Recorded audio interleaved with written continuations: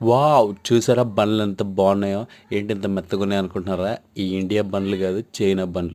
ఆ బండుల్ని నూనెలో ఏసి బాగా కాగిస్తారు. కానీ వెనకాల ఉన్న పేపర్ మాత్రం కాలట్లేదు చూసారా? అదే మ్యాజిక్. అప్పుడేం చేస్తారో తెలుసా? అయి బాగా కాగిన తర్వాత ఆటిల్ని బయటికి తీసి, దాన్ని జాగ్రత్తగా ఒక ట్రేలో లైన్‌గా పెడతారనమాట.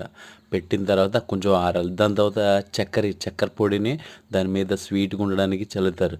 దాని తర్వాత విప్డ్ క్రీమ్‌ని బాగా కలిపి అందులో షుగర్ వేసి బాగా బ్లెండ్ చేస్తారనమాట. అప్పుడు దాంట్లో క్రీమ్ కలిపి బాగా మిక్స్ చేసి దాని తర్వాత ఆ హోల్స్ పెడతారనమాట బంచ్కి. ఆ బంచ్కి హోల్లు పెట్టి దాని లోపల క్రీమ్ని బాగా ఇన్సర్ట్ చేస్తారు. దాని తర్వాత ఆ బొక్కలు కనపడకుండా ఉండడానికి పైన అలా డిజైన్ చేస్తారనమాట. తర్వాత బాక్స్లో పెట్టి అలా అమ్మేస్తారు. దాన్ని కట్ చేస్తే లోపల క్రీమ్తో మత్తికే మత్తిపోద్ది.